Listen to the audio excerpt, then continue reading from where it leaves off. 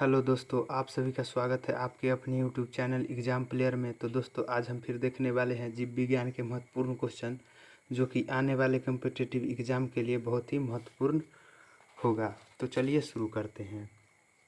Calcium की आवश्यकता निम्न में से किस निमित्त है? क्या है कि कैल्शियम की आवश्यकता जो है यह किस किस में होता है? तो क्या है कि मांसपेशियों को कार्य करने में भी कैल्शियम की आवश्यकता होती है, खून जमने में भी होती है, हड्डियों के विकास के लिए। तो ये उपरोक्त सभी क्या है कि सभी कार्य के लिए जो है कैल्शियम की आवश्यकता होती है। मांसपेशियों के कार्य करने में, खून जमने में तथा हड्डियों के विकास, इन सभी में कैल्शियम की आवश्यकता होती है। नेक्स्ट है, निम्नलिखित में से कौन सा एक कैल्शियम का समृद्ध स्रोत नहीं है? वह कौन सा है जिसमें भी कैल्शियम नहीं पाया जाता है? तो ये गाजर गाजर जो है विटामिन ए, गाजर में विटामिन ए पाया जाता है, न कि कैल्शियम। तो याद रखिएगा, गाजर में कैल्शियम नहीं होता है। नेक्स्ट है, निम्न में से कौन सा जिंक का उच्चतम स्रोत है? जिंक का जो उच्चतम स्रोत है क्या है? अष्टभुज। अष्टभुज में सबसे ज़्यादा जिंक पाया जाता है। नेक्स्ट है, मनुष्य के उपयोग के लिए कार्बनिक भोजन को बेहतर क्यों माना जाता है? क्या है कि मनुष्य के उपयोग के लिए जो कार्बनिक भोजन है उसको बेहतर क्यों माना जाता है? तो यह होता है, यह रसायन और उर्वरकों पर निर्भर करता है। क्या है कि क्यों माना जाता है? मनुष्य के उपयोग के लिए कार्बनिक भोजन को बेहतर क्यों माना जाता है? क्योंकि यह रसायन और उर्वरकों पर निर्भर करता है। इसका जो उत्तर होगा ऑप्शन बी होगा। इसे रासायनिक एवं सिंथेटिक कीटनाशकों का प्रयोग किए बिना उगाया जाता है। क्या है कि मनुष्य के भोजन में मनुष्य के उपयोग के लिए कार्बनिक भोजन को बेहतर इसलिए माना जाता है क्योंकि इसे रसायनों एवं सिंथेटिक कीटनाशकों का प्रयोग किए बिना उगाया जाता है। तो ऑप्शन बी इसका सही उत्तर हो जाएगा। नेक्स्ट है, भोजन को प्राप्त ऊर्जा को कैसे मापा जाता है? क्या है कि भोजन से प्राप्त ऊर्जा को किस प्रकार से मापा जाता है? तो याद रखिएगा, ऑप्शन ए कैलोरी। भोजन से प्राप्त ऊर्जा को कैलोरी में मापा जाता है। नेक्स्ट है, एंजाइम ठीक से काम कर पाए इसके लिए कौन सा यौगिक आवश्यक है? क्या है कि एंजाइम जो है वह ठीक से काम कर पाए इसके लिए कौन सा यौगिक जो है वह आवश्यक है? तो विटामिन जो है वह एंजाइम को ठीक से काम करने में सहायक होता है। याद रखिएगा, विटामिन जो है वह एंजाइम को ठीक से कार्य करने के लिए सहायक होता है। नेक्स्ट है, बीकर मूलतः होते हैं। बीकर क्या होते हैं? तो बीकर जो होते हैं वो एक शर्करा का रूप होता है बीकर। याद रखिएगा, बीकर शर्करा का रूप होता है। नेक्स्ट है, भोजन के संबंध में इनमें से कौन सा कथन गलत है? वह कौन सा कथन है जो भोजन के संबंध में गलत है? तो यह रासायनिक प्रतिक्रिया से होकर गुजरता है, बिल्कुल सही है, ये बिल्कुल सही है। यह ऊर्जा प्रदान करता है, ये भी सही है। यह एक अकार्बनिक पदार्थ होता है, ये भी सही है। लेकिन ऑप्शन बी जो है यह गलत है, क्योंकि यह एक कार्बनिक पदार्थ है। कार्बनिक पदार्थ नहीं होगा। अगर भोजन कार्बनिक पदार्थ होता तो यह हमारे शरीर को अधिक नुकसान पहुंचाता। तो भोजन जो है वह कार्बनिक पदार्थ नहीं है। तो इसका ऑप्शन बी सही उत्तर हो जाएगा, यह एक कार्बनिक पदार्थ है, पदार्थ नहीं है। नेक्स्ट है, प्रक्रिया के द्वारा आहार नली में किस तरह भोजन जाता है? वह कौन सा प्रक्रिया है जिसके द्वारा आहार नाल में भोजन जाता है? तो है अंतःग्रहण। अंतःग्रहण के द्वारा ही भोजन जो है वह आहार नाल में जाता है, अंतःग्रहण के द्वारा। नेक्स्ट है, भोजन नली की दीवारों के संकुचन और प्रसरण को गति कहा जाता है। क्या है कि भोजन नली के दीवार के संकुचन और प्रसरण को डैश गति कहा जाता है? तो इसे क्रमाकुंचन कहा जाता है। भोजन नली के दीवारों के संकुचन और प्रसरण को क्रमाकुंचन कहा जाता है, याद रखिएगा। नेक्स्ट है, भोजन प्रायः किस में पचता है? भोजन जो है, भोजन का पाचन कहाँ होता है? तो याद रखिएगा, छोटी आंत में भोजन का पाचन होता है, छोटी आंत में भोजन का पाचन होता है।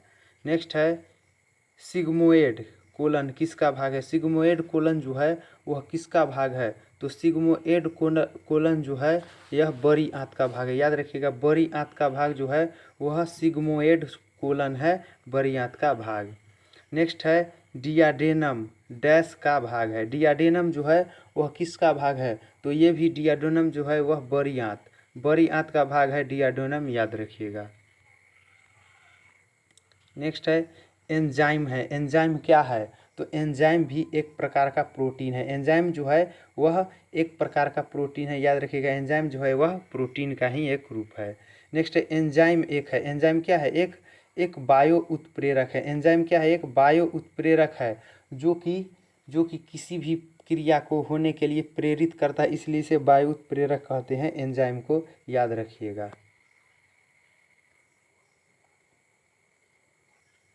नेक्स्ट है एंजाइमों में निम्नलिखित में से क्या एक श्रृंखला होता है। क्या है कि एंजाइम जो होते हैं उनमें कौन से श्रृंखला होता है, जो एंजाइम जो होते हैं वो एमिनो अम्ल का बना होता है। एंजाइम क्या है कि एंजाइम जो होता है वह एमिनो एसिड का बना होता है एंजाइम। नेक्स्ट है मानव तंत्र में निम्नलिखित में से कौन सा एक पाचक एंजाइम नहीं है।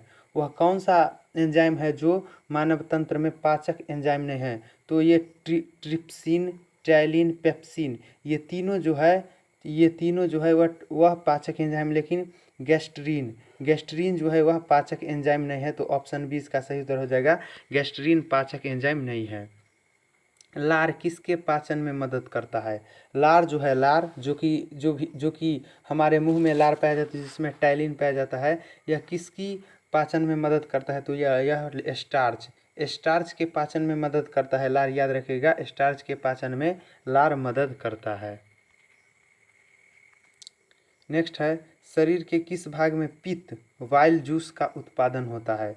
शरीर का वह कौन सा भाग है जिसमें पित्त बनता है, तो पित्त जो है यह यकृत यानी कि यकृत में यानी कि लीवर में पित्त बनता है। पित्त जमा होता है कहाँ, पित्त जो है वह कहाँ जमा होता है, तो पित्त जो है वह पित्ताशय, याद रखिएगा। पित्त जो है वह पित्ताशय में जमा होता है। नेक्स्ट है वसा का पाचन करने वाला एंजाइम लाइपेज निम्नलिखित में से किसके द्वारा स्रावित होता है। वसा का जो पाचन होता है एंजाइम जो होता है लाइपेज, यह किसके द्वारा जो है वह स्रावित होता है, तो वसा के पाचन के लिए लाइपेज जो है लाइपेज एंजाइम जो है वह अग्नाशय के द्वारा लाइपेज का जो है वह स्रावित होता है। अग्नाशय से लाइपेज हार्मोन स्रावित होता है, याद रखिएगा। नेक्स्ट है लाइपेज द्वारा वसा के जलीय अपघटन पर क्या मिलता है। क्या है कि लाइपेज के द्वारा जब जो वसा का जलीय अपघटन होता है तो क्या मिलता है, तो इसमें मिलता है वसीय अम्ल और ग्लिसरॉल। वसीय अम्ल और ग्लिसरॉल के द्वारा ही लाइपेज में जो वसा का जलीय अपघटन होता है उससे वसीय अम्ल और ग्लिसरील मिलता है। नेक्स्ट है निम्न में से कौन अमाशय रस के एक घटक के रूप में पेट में स्रावित होता है। वह कौन सा जो एंजाइम है, वह कौन सा एसिड है जो अमाशय रस के एक घटक के रूप में पेट में स्रावित नहीं होता है, तो ये जो अमाशय से स्रावित नहीं होने वाला है यह सल्फ्यूरिक अम्ल बहुत घातक होता है। यह हमारे पेट में नहीं पाया जाता है, लेकिन पोटेशियम क्लोराइड, हाइड्रोक्लोरिक एसिड और सोडियम क्लोराइड ये सभी जो है यह अमाशय रस के एक घटक है, लेकिन सल्फ्यूरिक अम्ल जो है यह अमाशय रस का घटक नहीं है।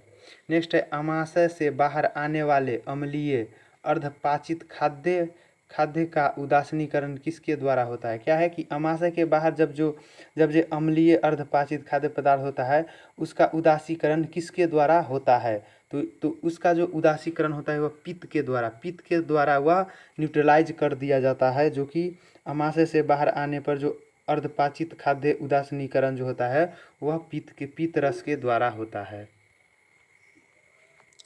नेक्स्ट है निम्नलिखित में से कौन सा कार्बोहाइड्रेट के पाचन का प्रमुख अंत का उत्पाद है। वह कौन सा है जो कार्बोहाइड्रेट के पाचन का प्रमुख जो है वह अंत का उत्पाद है, तो ये जो है अंत का उत्पाद जो है यह ग्लूकोज। कार्बोहाइड्रेट के पाचन का सबसे अंतिम उत्पाद जो होता है वह ग्लूकोज होता है, कार्बोहाइड्रेट के पाचन का अंतिम उत्पाद। नेक्स्ट है कौन सा एंजाइम पेट के अंदर प्रोटीन के पाचन में शामिल होता है।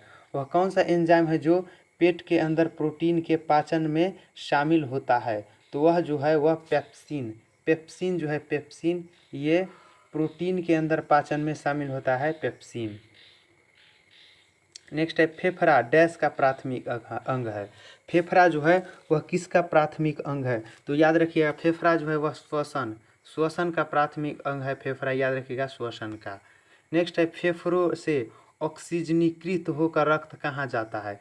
क्या है कि जब फेफड़ा में जो ऑक्सीजन जो मिल जाता है रक्त में जब फेफड़ा में श्वास के द्वारा ऑक्सीजन मिल जाता है तो ऑक्सीजनीकृत होकर रक्त कहाँ जाता है? तो ये जो है यह बायां आलिंद में रक्त फेफड़े से ऑक्सीजनीकृत होकर बायां आलिंद में रक्त जाता है। नेक्स्ट है मानव श्वसन में क्या छोड़ा जाता है? मानव में जो श्वसन होता है उसके अंत में क्या छोड़ा जाता है? तो गैसों का मिश्रण। ये नहीं कि कार्बन डाइऑक्साइड छोड़ा जाता है, क्योंकि वायु में अनेक तरह के मिश्रित गैस है जिसमें सबसे ज़्यादा नाइट्रोजन है।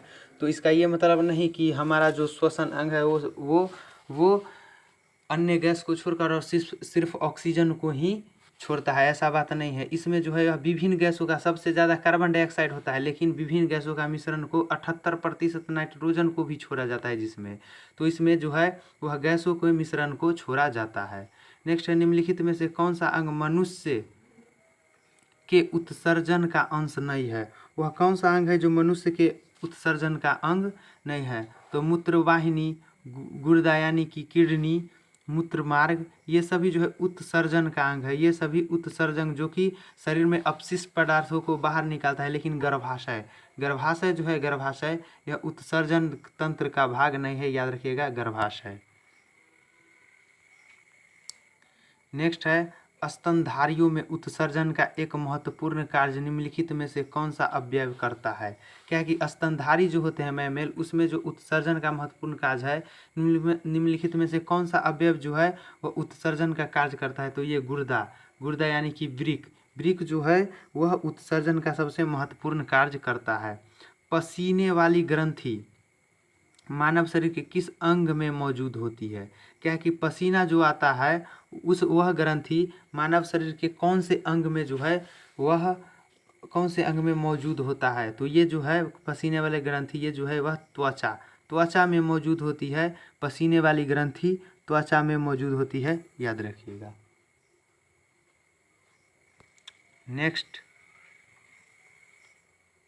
नेक्स्ट है शरीर का कौन सा अंग खून के शुद्धिकरण से संबंधित है? शरीर का वह कौन सा अंग है जो कि रक्त का शुद्धिकरण करता है? तो रक्त के शुद्धिकरण जो है वह दिल यानी कि हार्ट, हृदय में जो है रक्त का शुद्धिकरण किया जाता है। और स्प्लीन प्लीहा में रक्त का अंत होता है। तो और बोन मैरो में रक्त का निर्माण होता है। तो दिल के द्वारा रक्त का शुद्धिकरण किया जाता है। गुर्दे के कार्यात्मक यूनिट क्या है? गुर्दे का कार्यात्मक इकाई यानी कि जो है क्या कहते हैं उसको, लीवर नहीं, इसको क्या ब्रिक को गुर्दा कहा जाता है। किडनी जिसको बोलते हैं किडनी की कार्यात्मक संरचनात्मक और क्रियात्मक इकाई को क्या कहते हैं? नेफ्रॉन कहते हैं, नेफ्रॉन। गुर्दे की कार्यात्मक इकाई को नेफ्रॉन कहा जाता है। नेक्स्ट है डैश मानव में अमोनिया को यूरिया में बदलता है? वह कौन सा अंग है जो मानव में अमोनिया को यूरिया में बदलता है? तो ये जो है यह लीवर जो है लीवर में जो है लीवर के द्वारा यकृत जिसको बोलते हैं लीवर, यह जो है यह मानव में अमोनिया को यूरिया में बदलता है, लीवर।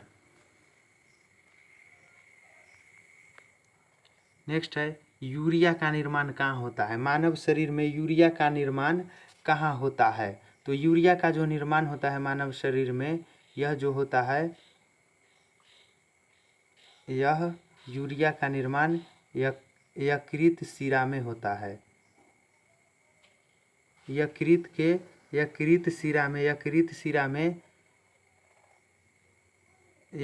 में होता है यूरिया का निर्माण, याद रखिएगा। यकृत जिसको कि हम लीवर बोलते हैं, यकृत का निर्माण यूरिया में होता है। यूरिया का निर्माण जो होता है वह यकृत यानी कि लीवर में होता है।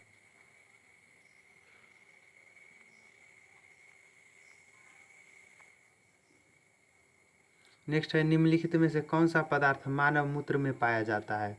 वह कौन सा पदार्थ है जो मानव के मूत्र में पाया जाता है। तो ये जो है क्रिएटिनिन, क्रिएटिनिन जो है क्रिएटिनिन, यह मानव के मूत्र में पाया जाता है क्रिएटिनिन। नेक्स्ट है मूत्र का पीला रंग किसके मौजूदगी के कारण होता है। मूत्र का जो पीला रंग होता है वह किसकी मौजूदगी के कारण होता है। तो ये जो होता है यह यूक्रोम, यूक्रोम की मौजूदगी के कारण रक्त का मूत्र का पीला रंग होता है। फिर वही क्वेश्चन है मानव मूत्र का पीला रंग किसके कारण होता है। तो ये जो होता है यह यूक्रोम, यूक्रोम के कारण मानव में मूत्र का पीला रंग होता है। नेक्स्ट है किस रंग द्रव्य की उपस्थिति के कारण मानव के मल का रंग पीला होता है। किस रंग द्रव्य के उपस्थिति के कारण मानव जो मल का रंग होता है वह पीला होता है। तो ये जो होता है यह यूरोविलिन, यूरोविलिन के कारण मानव मल का रंग पीला होता है। नेक्स्ट है पसीना शरीर के ठंड करता है। क्या होता है कि पसीना जब जो छूटता है उसके बाद जो है शरीर जो है वह ठंड होता है, क्योंकि वाष्पीकरण के लिए गुप्त ऊष्मा की आवश्यकता होती है। वाष्पीकरण के लिए गुप्त ऊष्मा की आवश्यकता होने के कारण जो है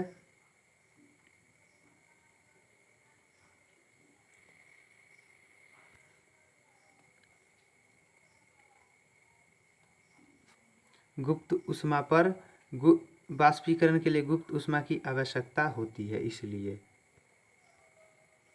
नेक्स्ट है मानव शरीर के किस कोशिकाओं का सबसे कम पुनर्योजन शक्ति होता है।